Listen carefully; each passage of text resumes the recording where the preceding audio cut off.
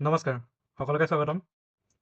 আজি আমি ডিছকাছ কৰিব আহিছোঁ অসমত নতুনকৈ চৰ্চা কৰি থকা এটা কথা, ভেহিকল স্ক্ৰেপিং, যিটো পুৰণা গাড়ীবোৰ ভাঙি পেলোৱাৰ কথা যিটো কথা আহিছে ন, সেইটোত সকলো ভেহিকলতে বেন কৰি দিয়া নাই একে কমপ্লিটলি। সেইটো অনলি চৰকাৰী যিবোৰ 15 বছৰতকৈ বেছি পুৰণি গাড়ীবোৰ ন, সেইবোৰ একেবাৰে তাৎক্ষণিক হিচাপে স্ক্ৰেপিং কৰিব। সেইখিনি কথা একেবাৰে মাষ্ট বি কৰি দিছে।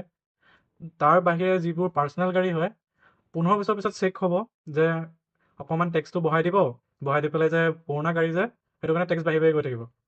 আৰু 20 বছৰতকৈ বেছি পুৰণি গাড়ীবিলাকৰ কাৰণে ফিটনেছ চাৰ্টিফিকেট লাগিব। যদি ফিটনেছ নহয় তেতিয়াহ'লেহে স্ক্ৰেপিঙৰ কথা ক'ব পাৰে। খালি সেইটো ক্ষেত্ৰত যিটো কমপ্লিট বেন কৰি দিছে ন, সেইটো মানে কি বুলি ক'ম, সকলোৰে কাৰণে ভাল নহয় বুলি ক'ম। কাৰণ এখন ভেহিকলৰ লগত ন, এজন মানুহ, এখন ঘৰৰ মানুহ বহুত ইম'শ্যন জড়িত হৈ থাকে।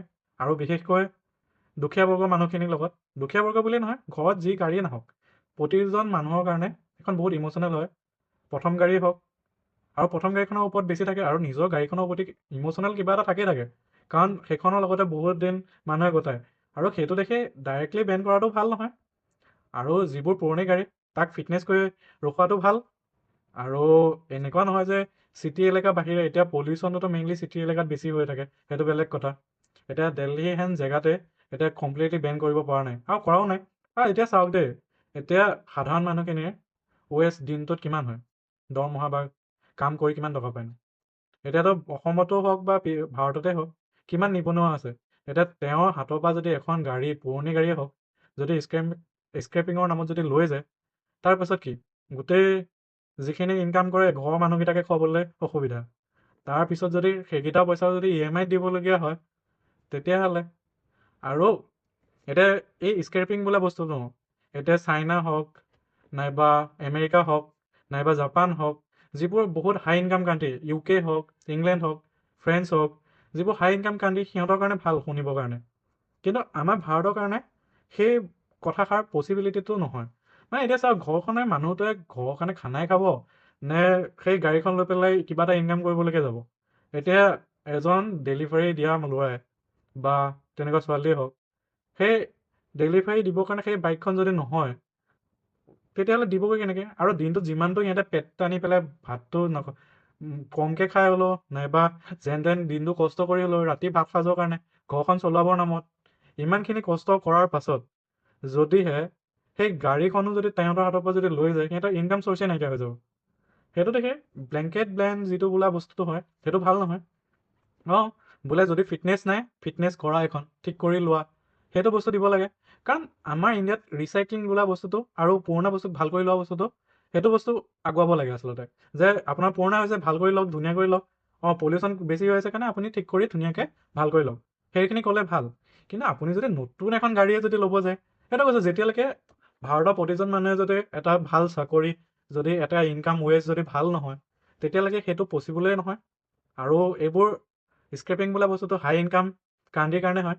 কাৰণ আপোনাৰ যদি নিজৰ পেটটোকে যদি ভোক গুজাব নোৱাৰে, গাড়ীখননো কৰিব কি? আৰু গাড়ীখন যদি তেনেকেই নাইকিয়া হৈ যায়, হয়, ইলেক্ট্ৰিকেল গাড়ী লাগে, নাইবা নতুন বস্তু এটা আহিলে লাগে। কিন্তু সেইটো বস্তু মানুহজন নাইবা প্ৰতিজন মানুহৰ নিজৰ চইচৰ ওপৰত এৰি দিব লাগে। যদি আপোনাৰ গাড়ীখন বোলে পলিউশ্যনৰ কাৰণে চিন্তা আছে, তেতিয়াহ'লে পলিউশ্যনৰ কাৰণে সেইখনক কওক যে এইটো বস্তু এনেকুৱা হৈ আছে, আপুনি এইটো বস্তু ঠিক কৰি লওক, এইকেইটা বস্তু কৰাই লওক, যে এইখন বস্তু ভাল হৈ থাকক আৰু পলিউশ্যন কমাওক। আৰু আমেৰিকা হেন জেগা বাদ দিয়ক, আমেৰিকা হেন ৰাষ্ট্ৰই এতিয়া পলিউশ্যনৰ নামটো বাদ দি এতিয়া কোল হওক আৰু ইণ্ডাষ্ট্ৰি হওক, এইবিলাকত আগবাঢ়িছে। আৰু ইণ্ডাষ্ট্ৰি এটাত কিমান পলিউশ্যন বাঢ়ে।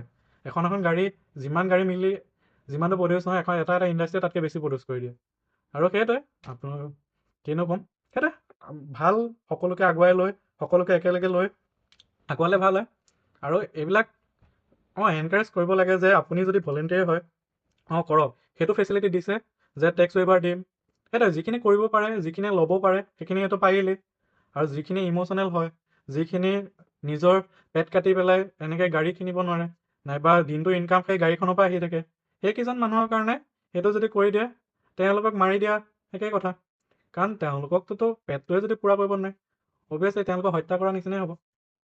সেইটোৱে এটাই কথাই ক'ম যে সেইটো বস্তু মানুহে বহুত এক্সাগেৰেটিংলি কৈ আছে, কিন্তু চৰকাৰেও ইমানখিনিলি কোৱাগৈ নাই। কাৰণ ব্লেংকেট বেনটো সেইটো হৈছে গভৰ্ণমেণ্টৰ গাড়ীবিলাকৰ কাৰণে। বাকী পাৰ্চনেল যিখিনি গাড়ী আছে সেইখিনিৰ কাৰণে এনকাৰেজ কৰিছে, আৰু টেক্সটো অলপ বেছিকৈ দিব লাগিব, আৰু সময়ৰ লগত ফিটনেছটো ভালদৰে ৰখাবলৈ মানুহক ছাজেশ্যন কৰিছে। সেইটোৱে চৰকাৰখনে ভাল বস্তু লৈ পেলাই আগুৱাই লৈ যাব বিচাৰিছে। সেইটোৱে মই এটাই ক'ম যে ছাজেশ্যন হ'ব লাগে, যে একেবাৰে অৰ্ডাৰ হ'ব নালাগে যাতে এইটো বস্তু কৰিবই লাগিব বুলি।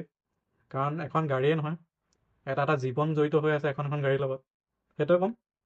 আৰু সেইটোৱে সকলোকে ভালদৰে ভাল এটা দিন, সকলোৱে এটা ভাল ইনকাম কৰক, সকলোৱে এখন আমাৰ ভাৰত ডাঙৰ হৈ যাওক, আৰু এখন হাই ৱেজৰ কাণ্ট্ৰি হৈ যাওক, মানে হাই ইনকাম কাণ্ট্ৰি, আৰু ভাৰত আগবাঢ়ি যাওক, সেইটোৱে আশা কৰিছোঁ।